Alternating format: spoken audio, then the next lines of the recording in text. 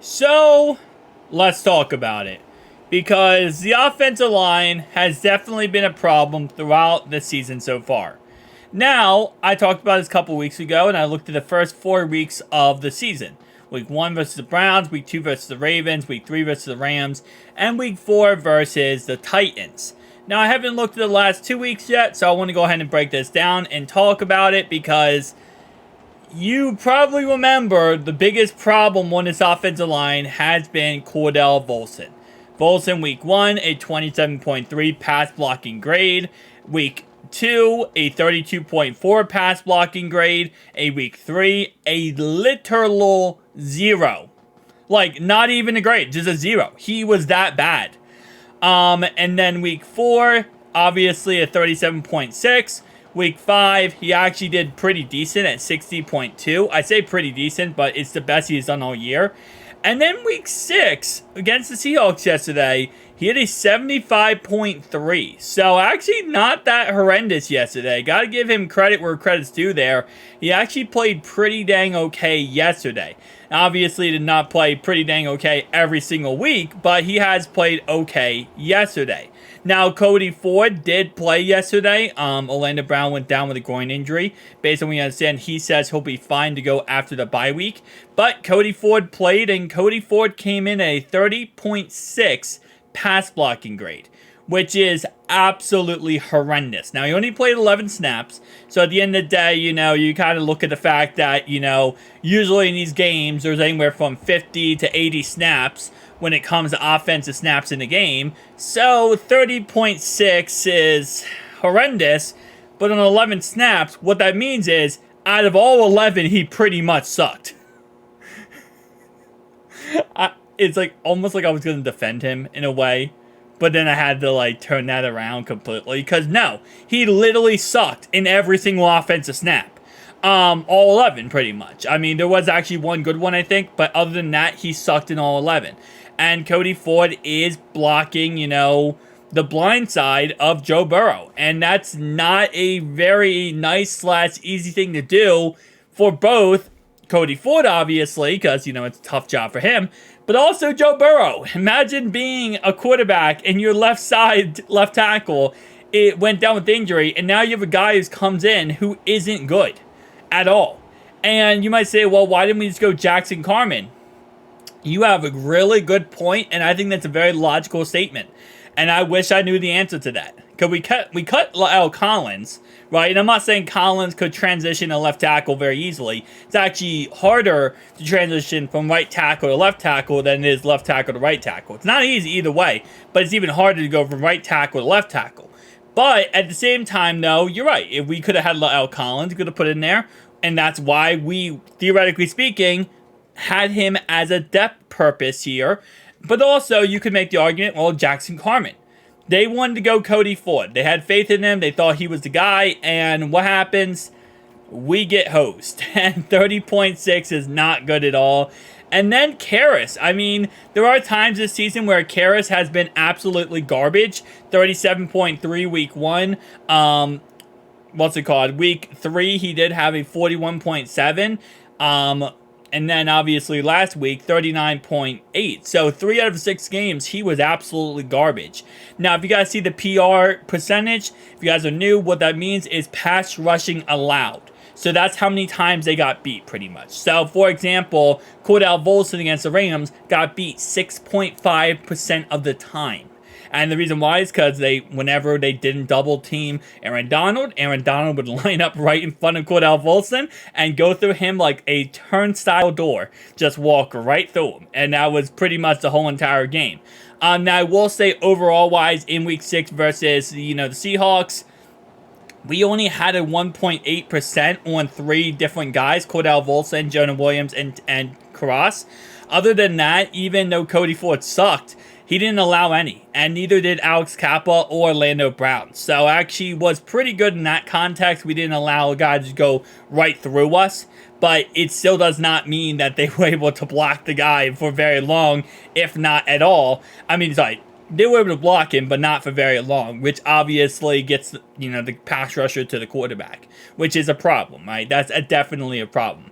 And if you look at week 5 here, which it was really our best offensive performance all year long versus the Cardinals, Kappa played pretty amazing, which is not very common for Kappa this season. And again, you got to keep in mind that throughout this whole entire season so far, it's like there's not like one player you could say like, oh, Orlando Brown was great in every single game, or he looked great in every single game. No, he looked good in majority of the games, but there's not one offensive lineman we have that looks just, like that's our guy. Like that's a great offensive lineman right there. He's getting the job done every single week. That's just simply not the case. And that won't happen, right? At the end of the day, every game is different. There are some games where, offensive linemen will struggle. But the problem is when you look at stuff like Cordell Volson here, where it's like bad, bad, bad, bad, bad, good. Like, no, that's not like one game you struggle. That's consistently every single time he's in there, he's a liability. And we can't have liabilities on this offensive line. You know that. So, again, like I said, yeah. So, Karras was definitely a problem last week, and he was also a problem a couple weeks this season. But it's the struggle we go through, man. And again, the Cardinals game, as I said before, was our best offensive line performance. And, it really was a detriment that we didn't have to play any crazy pass rushers versus the Arizona Cardinals. They don't really have that many great pass rushers on the defensive line. They have a great team, but they don't have a great pass rushing unit. So we actually very much, didn't struggle as much. I don't know why I said very much. But we didn't struggle as much, which was a very positive thing. I mean, we still didn't come in with crazy great pass grades, don't get me wrong. We still came in with a 74.4, 71.6, 68.3, and then Cordell Volson barely kept himself in the yellow there with a 60.2, but it definitely was the best case scenario. Now, the reason why I bring this up is, keep in mind, guys, we played the San Francisco 49ers after our bye week, okay? We played the 49ers after our bye week. Their defensive line is one of the best unit in the NFL, and it's not even close. Like, it's the Browns and it's the, 49ers. And we see week 1 how the Browns, our line weathered versus the Browns week 1. Now we got to play pretty much the equivalent of 4 Aaron Donalds on the defensive line versus us. It's not going to be easy.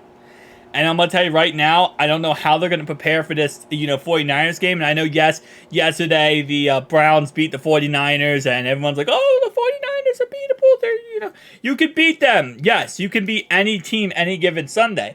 And that game versus the 49ers-Browns game was a trap game. Now, I do give credit to the Browns because they played a great football game and they played their hearts out. At the end of the day, though, it was a trap game. It was bad wind conditions. It was overall just a mess of a game. So it is what it is. But at the end of the day, I don't think we're going to get that same luxury against the 49ers, let's be honest. So we're going to have to play lights out football for 4 quarters. And they're going to have to game plan, and I hope that we do not come out here with a vanilla-looking offense, because if we think we're just going to sit back there in the pocket and try to dot up this 49ers defense, I know, yes, obviously T. Higgins will be more healthy by the time we play them. It does not matter, because at the end of the day, this offensive line has proven yet again and again and again here that they are, while yes, they can be solid and they can be good depending on the opponent, they can struggle and collapse and fall apart depending on what happens. And I promise you, going into that game, the 49ers are going to be strategically looking at one single thing, and that's going to be Cordell Volson. They're going to try to double his side. They're going to try to triple his side. They're going to try to really just go right through Karras and Volson here and use them as pretty much ways to get after Joe. Obviously, yes, Kappa has been struggling a tad bit this season, but he's been overall pretty dang good for the most part. He has had games like Titans game where he looked absolutely awful, the Rams game where he looked awful, but then he also had really good games too. So I don't think they're really going to kind of, overdo the right side. I know Jonah, again, the guy who's, kind of new right tackle and all this, but I think they're going to try to look at Volson, and they're going to try to look at Volson and, of course, Karras, and also Orlando Brown, because if Orlando Brown's not 100% healthy, or he doesn't play, let's say hypothetically speaking, knock on wood, hopefully he does, than Cody Ford's at left tackle. And they're going to really try to bulk through that left side and get after us. Again, like I said, it's going to be a tough game no matter what. But with our offensive line struggles, I mean, these are things that the 49ers and all of our opponents, the Buffalo Bills, the Pittsburgh Steelers, the Ravens, these are all things that they're looking at going into our matchups. And this is why, you know, again and again, why Volson, not only because he's having a bad season, but not only that this is not the only reason why, you know, they're coming in red, is because these teams know this, right? They're looking at this and they're seeing tape and they're saying, wow, we want to beat the, you know, Cincinnati Bengals here. We have to blitz that left side. We have to blitz versus Volson. We have to get through him. Karras is a problem. We have to get through him. So they're learning this, and this is why these numbers are consistently being bad. It's not just because of the fact they're having bad seasons. It's because of the fact that teams are overloading those sides. So they're going double, triple blitz, loop blitzes around these guys.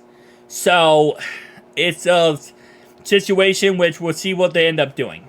Tell me down below your thoughts and opinions, guys. I'll see you guys next one. Peace out.